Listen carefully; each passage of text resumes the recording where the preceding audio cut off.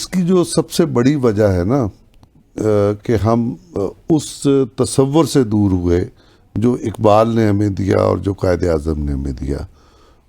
اس کی بنیادی وجہ تو یہ ہے کہ ہم نے پاکستان کو آئین اور قانون کے ذریعے نہیں چلایا. بالکل غیر جمہوری طریقوں سے چلانے کی کوشش کی گئی اور اس سے یہ سارے مسائل پیدا ہوئے. اور اس کام کی ابتدا اسکندر مرزا نے کی اور اس کو ایوب خان نے بام عروج تک پہنچا دیا. ہر چیز تباہ ہو گئی. ہم اس کہانی میں نہیں پڑھتے، یہ روزانہ ہم پولیٹکس میں ڈسکس کرتے ہیں. میں آپ کو یعنی ہمیں کس قسم کا وہ نوجوان کیسا دیکھنا چاہتے تھے، پاکستانیوں کو کیسا دیکھنا چاہتے تھے، میں ایک دو واقعات آپ کے سامنے پیش کرتا ہوں. میری ایک کتاب ہے جو صورت نظر آئی. جی. اس میں مختلف شخصیات کے جو خاکے ہیں، شخصی خاکے ہیں، اور مجھے خوش قسمتی سے ایسے لوگوں سے ملنے کا موقع ملا جن کا بچپن قائد اعظم کی گود میں گزرا. اچھا. ایک بزرگ تھے مرزا جواد بیگ. ان کے نانا کا نام تھا نواب موسیٰ خان. ٹھیک ہے. نواب موسیٰ خان وہ آدمی ہیں جنہیں ہم ریئلی آل انڈیا مسلم لیگ کا بانی کہہ سکتے ہیں. ہم نواب سلیم اللہ اس کے پہلے صدر تھے جو نواب ڈھاکہ تھے، لیکن 1906 میں بنی ہے مسلم لیگ، آل انڈیا مسلم لیگ. 1905 میں انہوں نے پہلا کنونشن بلایا. ان کا لیٹر ریکارڈ پہ موجود ہے، ان کا خط جس میں انہوں نے کنونشن منعقد کیا. یہ علی گڑھ میں ان کے گھر میں ہوا تھا کنونشن مسلم لیڈروں کا پوری سب کانٹیننٹ کے. اس میں یہ طے پایا تھا کہ آل انڈیا مسلم لیگ بنے گی. یہ میں ان کے نواسے کا ذکر کر رہا ہوں، ان کا نام ہے مرزا جواد بیگ. صحیح. اور مرزا جواد بیگ ظاہر ہے کہ اپنے نانا کے گھر میں ہوتے تھے، اور جب مسلم لیگ کے اجلاس وغیرہ ہوا کرتے تھے تو اس میں قائد اعظم تشریف لے جاتے تھے، اور بہت سارے اجلاس علی گڑھ میں نواب موسیٰ خان کے گھر ہوتے تھے. نواب موسیٰ خان ایسی برسبیل تذکرہ بتا رہا ہوں کہ علی گڑھ یونیورسٹی جو قائم ہوئی اس کی زمین بھی نواب موسیٰ خان نے عطیہ کی تھی. ٹھیک ہے.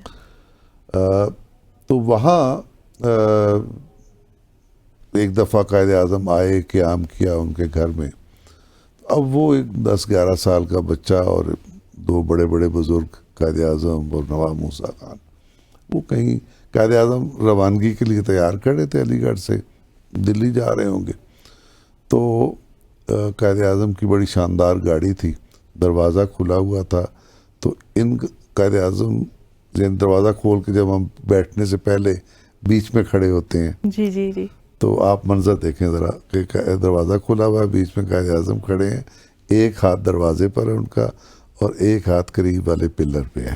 ٹھیک ہے. اور وہ نواب موسیٰ خان سے گفتگو کر رہے ہیں کہ ہمیں اپنا تحریک پاکستان کا کام آگے کیسے بڑھانا ہے اور کیا کرنا ہے. تو ایک بچہ پلر کے ساتھ ہی کھڑا ہوا ہے سہم کے، اور وہ انتظار کر رہا ہے کہ بھئی ان کی گفتگو ختم ہو تو میں کچھ کروں. تو جیسے وقفہ ہوا کوئی بات کا تو قائد اعظم کی نگاہ اس پہ پڑی. وہ بچہ وہی مرزا جواد بیگ تھے. ٹھیک ہے. اور تو قائد اعظم نے آنکھ کے اشارے سے پوچھا، ہاں بھئی ینگ مین کیا چاہتے ہو؟ تو اس نے ایک لفافہ سفید رنگ کا آگے بڑھایا. تو انہوں نے پوچھا کہ بھئی یہ کیا ہے؟ انہوں نے کہا کہ یہ میری طرف سے پاکستان تحریک کے لیے فنڈ ہے. نائس. تو وہ لفافہ قائد اعظم نے لے کے، شیروانی پہنی ہوئی تھی اور اس جیب میں انہوں نے رکھ لیا. اچھا. اچھا اب آپ دیکھیں نا، وہ مجھے بتایا مرزا صاحب نے کہ وہ 50 روپے تھے. کچھ ہی دن پہلے عید گزری تھی، وہ عیدی ویدی اور نواب خاندان تھا، تو ان کے پیسے جمع ہو گئے کو 50 روپے. تو انہوں نے اپنا فنڈ دے دیا. تو وہ انہوں نے قائد اعظم کو پیش کر دیا. اب انہیں پریشانی یہ ہوئی کہ میں نے بابا جی کو پیسے تو دے دیے، اب وہ مصروف آدمی ہیں، بھول بھال جائیں گے، اور پتہ نہیں وہ جس کام کے لیے میں نے دیے ہیں وہ اس پہ لگیں گے بھی کہ نہیں لگیں گے. اور ویسے بھی 50 روپے، اب آپ آج کے 5000 روپے اگر کسی بچے کے پاس ہوں اور وہ اس طرح دے دے، تھوڑی سی پریشانی تو ہوگی نا اس کو. لیکن جو انٹرسٹنگ بات یہ ہے کہ ایک ہفتے کے بعد ڈاکیا جب ان کے گھر میں داخل ہوا اور اس نے جواد صاحب کو آواز دی تو بھاگتے ہوئے گئے. ان کو اندازہ ہوا کہ میرا ڈاک آئی ہے. تو اس نے ایک لفافہ دیا, اس نے کھولا تو اس میں 50 روپے کی رسید تھی اور اس پہ لیاقت علی خان جو ہمارے پہلے وزیر اعظم ہیں اس کے دستخط تھے, سیکرٹری جنرل تھے آل انڈیا مسلم لیگ کے. اب اس میں سبق کیا ہے؟ اب آپ کو یاد ہوگا کہ ہمارے ملک میں سیاسی جماعتوں کے فنڈز پہ بڑی بحث ہوتی رہی ہے, اور فورن فنڈنگ کیس اور ممنوعہ فنڈنگ کیس بھی ہمارے یہاں ملک میں رہا ہے. بالکل. اس کا مطلب یہ ہے کہ ہماری سیاسی جماعتوں میں فنڈ ریزنگ کا کوئی جائز کانسیپٹ نہیں ہے. ایسے کانسیپٹ موجود ہیں, یعنی ہم فیصلہ جب ہوگا تو پتہ چلے گا. الزام کیا ہے کہ اسرائیل سے بھی فنڈنگ ہوئی ہے, جی, انڈیا سے بھی فنڈنگ ہوئی ہے, اور ایسے لوگوں سے فنڈنگ ہوئی ہے جو پاکستان کے دوست نہیں ہیں. تو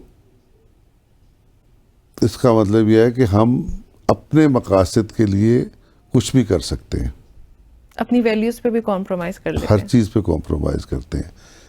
رسید کا کانسیپٹ, ایک بچے کو رسید بھیجنا قائد اعظم کا, اور پورے تھرو پروسیس پراپر چینل بالکل بالکل. ہے نا, کہ انہوں نے وہ پیسے خود بھی رسید دے سکتے تھے, انہوں نے نہیں, انہوں نے سیکرٹری جنرل کو دیا جو آفس کا انچارج ہوتا ہے, ریلیونٹ اتھارٹی جو ریلیونٹ آتا ہے. ایک تو ہمیں یہ پتہ چلا کہ قاعدے سے کام ہونا چاہیے, دوسرا یہ کہ ایک ایک پائی کا حساب ہونا چاہیے. یہ سیاسی جماعت کا فنڈ ایک امانت ہے, ہے نا, اس امانت کی ہمیں حفاظت بھی کرنی ہے اور اس کو جائز بھی بنانا ہے. تو ہم قائد اعظم کے طریقے سے کیسے ہم نے ڈیویٹ کیا, اس کی ایک مثال یہ ہے. بالکل.